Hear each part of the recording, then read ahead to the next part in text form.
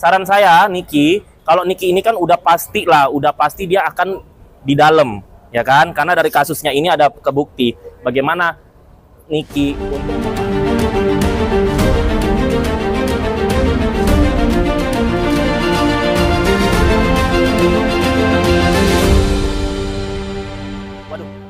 Alhamdulillah hari ini saksi-saksi meringankan si Nikita. Ya, saya happy banget karena kan dari kemarin kan saksi-saksi itu dia sangat memberatkan Nikita. Nah, tadi itu saksi ahli itu ada 3, ya kan?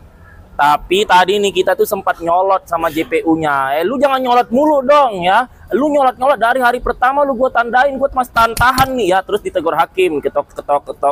Nggak bisa gitu Pak Hakim. Bapak jangan bela-bela dia mulu ya. Dari hari pertama saya tahan emosi, nyolot mulu, kata sini kita kan. Tapi alhamdulillah karena kan sekarang kan penjagaan ketat ya. Jadi sejak terjadi huru-hara yang meneriakkan Dr. Oki dan Lucinta Luna terjadi pelabrakan di sini, ternyata orang pengadilan bilang mereka langsung meeting. Jadi pagi-pagi itu dibatasi, terus dibatasi nggak boleh masuk kalau kuotanya lebih dari 30 dan harus pakai yang ijo-ijo itu. Nah, tujuannya apa? Tujuannya supaya tidak ada huru-hara, tidak ada keributan di dalam, dan tidak ada yang bikin emosi, dan tidak ada yang majang-majang foto hakim sama JPU lagi. Karena itu kan katanya tadi mencemarkan nama baik pengadilan. Ya, saya setuju sih, karena kan ini kan tempat sakral kan. Kalau untuk Indonesia, inilah tempat pengadilan perwakilan Tuhan kan. Nah, jadi biasanya Niki itu kalau udah emosi begitu, kalau tadi netizennya huru-hara, dia akan kepancing. Jadi Niki ini tergantung pendukungnya, ya.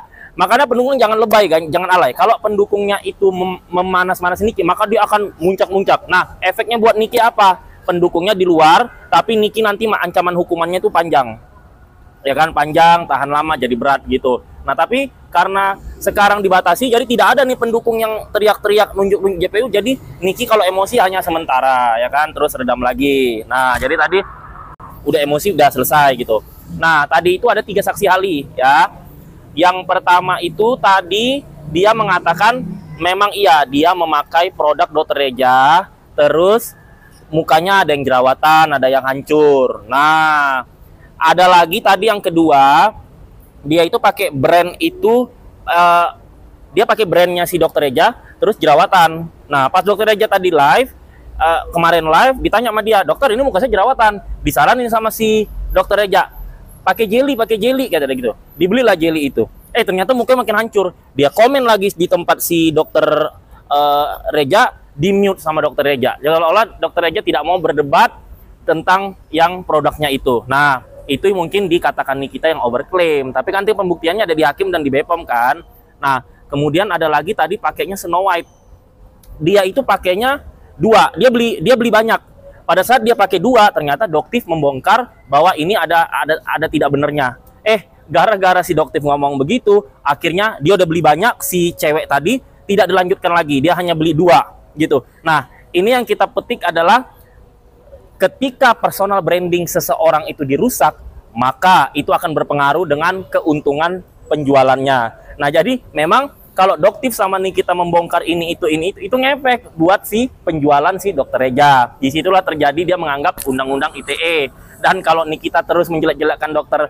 Reja produknya, maka nanti itu akan menghancurkan personal branding Dr. Reja. Itu termasuk pemerasan. Kalau misalnya Niki kalau tutup mulut harus dikasih duit. Nah, disitulah terjadi unsur pemerasannya. Nah, tapi dari kasus yang kita tangkap tadi ada jelly, ada Snow White yang membuat muka orang hancur itu. Nah, disitulah terjadi overclaim itu memang ada, ya kan? Tapi nanti yang membuktikan itu hakim. Nah, dengan adanya overclaim ini, kalau memang benar dan terbukti nantinya, Niki tidak usah melaporkan One Prestasi, ya kan?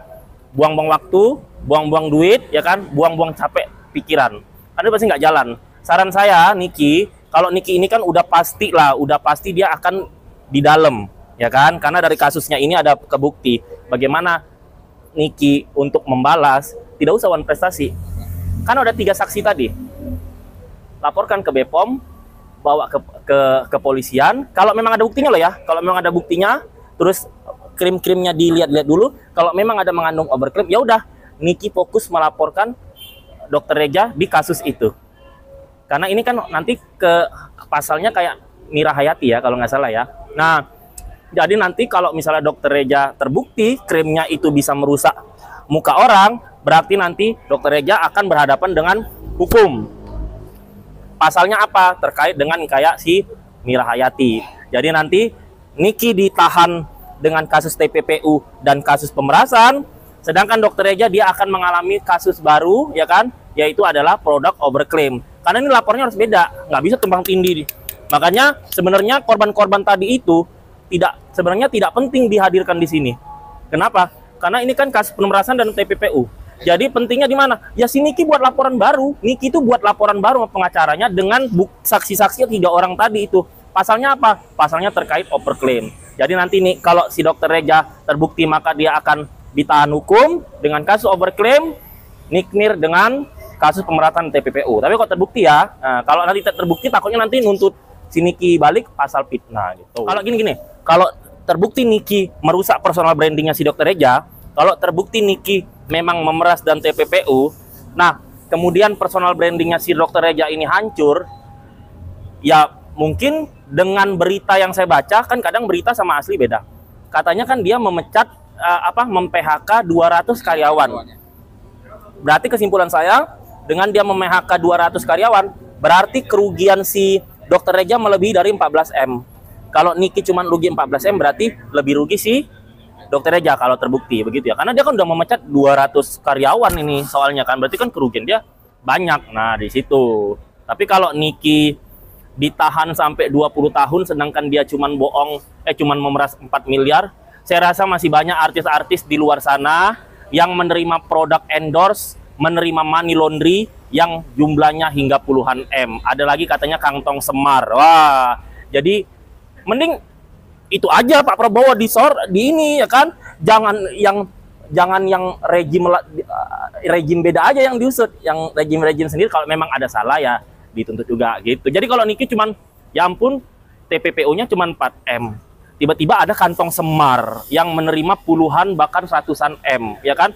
Kenapa nggak itu aja diusut? Nah, itu duit rakyat, duit kalian masuk ke situ semua loh. Oh, nggak tahu saya nantilah. Oke.